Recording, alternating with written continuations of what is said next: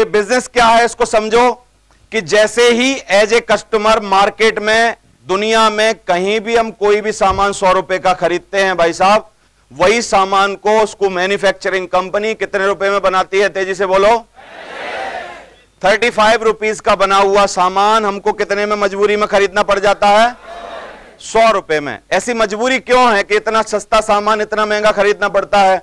मजबूरी इसलिए है क्योंकि ये शुद्ध व्यापार है और व्यापार में डिस्ट्रीब्यूशन होगा, डिस्ट्रीब्यूशन के लिए बीच में बिचौलिए बैठेंगे, उनको अपनी कमीशन चाहिए, व्यापार में ट्रांसपोर्टेशन होगा, सामान कहीं से कहीं पहुंचेगा, उसका किराया निकलेगा, एडवर्टाइज लगेगा, ये सब चीजें होंगी, तो आपको 35 रुपए का सामान कितने रुपए में अवेलेबल होगा? 100 रुपए में। समझ आ रही है आपको ये सब कहानी? अब इसमें होता क्या है, मैन्युफैक्चर देता है C&F को, कैरिंग ऑन फॉरवर्ड एजेंट बोलते हैं इसको, दूसरा डिस्ट्रीब्यूटर को देता है, C&F देते हैं डिस्ट्रीब्यूटर को, डिस्ट्रीब्यूटर देता है डीलर को, डीलर देते हैं रिटेलर को, रिटेलर ये सब मिलके करवाते हैं ट्रांसपोर्टेशन, बहुत सारा सामान इधर से उधर जाता है। और एक हिडन चीज होती है जो आज तक हम समझते नहीं, वो है बहुत बड़ा पैसा जिसमें लगता है, दैट्स कॉल्ड एडवर्टाइज। क्या होता है वो? एडवर्टाइज। अब 1954 में दो लोगों को यह समझ आया यूएसए में कि भैया ये जो व्यवसाय का तरीका है, ये जो ट्रेडिशनल डिस्ट्रीब्यूशन है, इसमें क्या हो रहा है, कुछ चंद लोग पैसा कमा रहे हैं, लेकिन आम आदमी क्या हो रहा है, आम आदमी 90% लोग कस्टमर हैं जो कि जानते ही नहीं सारी चीजों को, और वो कस्टमर ही बन के रह रहे हैं और बेचारे परेशान हो रहे हैं और जिंदगी बदतर होती जा रही है उनकी, है ना। तो उनको ख्याल आया कुछ ऐसा किया जाए। उनका नाम था जे वैन एंडल और दूसरा रिच डिवॉस।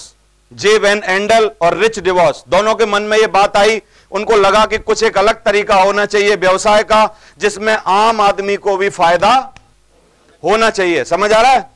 सारा डिस्ट्रीब्यूशन का पैसा बड़े बड़े लोगों के पास नहीं जाना चाहिए, उसका पैसा कुछ आम लोगों में भी जाना चाहिए। तो उन्होंने एक नया तरीका इजाद किया, that's called network marketing business. और नेटवर्क मार्केटिंग बोलती है कि डिस्ट्रीब्यूटर, डीलर, C&F को हटा दो, ट्रांसपोर्टेशन को कम कर दो, एडवर्टाइज को शून्य कर दो, एडवर्टाइज ज्यादा करो मत, और इन सब का पैसा बचा के एक नया कॉन्सेप्ट लाओ, customer to manufacture, manufacture to customer, C2C, company to customer, customer to company. समझ आ रहा है आपको?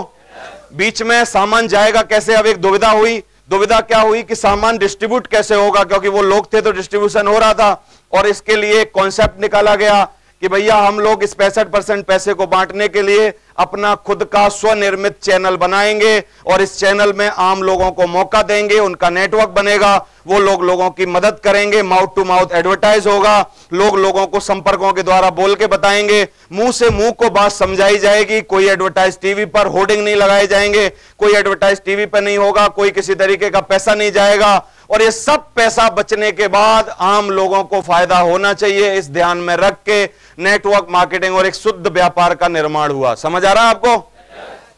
अब ये बिजनेस है हम लोग जो आपको बताते हैं। 65% व्यवसाय में पैसा देते हैं और वो क्या होता है, अपना खुद का चैनल बनाते हैं, और कस्टमर जो होता है हमारा, वही यहां पर थोड़े दिन बाद इस बिजनेस का डिस्ट्रीब्यूटर होता है, वही इस बिजनेस का डीलर होता है, वही इस बिजनेस का होलसेलर होता है, वही इस बिजनेस का C&F होता है, वही इस बिजनेस का अमिताभ होता है, वही इस बिजनेस की ऐश्वर्या होती है, वही इस बिजनेस का प्रमोट करता है, वही इसको एडवर्टाइज करता है, वही इस आदमी को सब करता है। और फिर क्या हुआ, गरीब लोगों ने टांग अड़ा दी और फिर गरीब लोग धंधे में आ गए, क्योंकि उनको मौका नहीं था पहले। हम अगर गरीब थे पहले और व्यवसाय वैसे ही चलता, तो आप बताओ, मैं पढ़ा लिखा था, मैं कॉमर्स में पढ़ के किसी के यहां मुनीम बन जाता कि नहीं?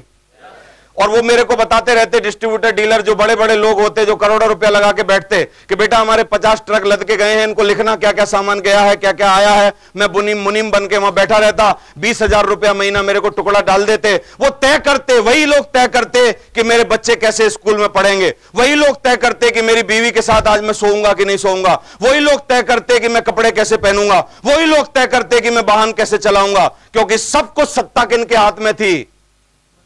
उन्हीं के, जिनके पास पैसे थे। समझ आ रहा है कि नहीं? लेकिन अब नेटवर्क मार्केटिंग के जरिए से गरीब लोगों ने टांग अड़ा दी है कि भैया आप गरीब जिसके पास पैसे नहीं है वो भी व्यापार में शामिल हो सकते हैं और वो दुनिया के डिस्ट्रीब्यूटर, डीलर, होलसेलर, रिटेलर बन सकते हैं। समझ आ रहा है कि नहीं आपको?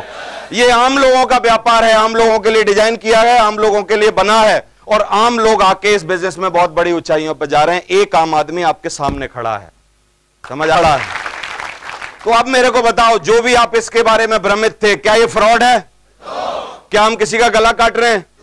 क्या हम किसी को बेवकूफ बना रहे हैं? क्या हम किसी को ठग रहे हैं?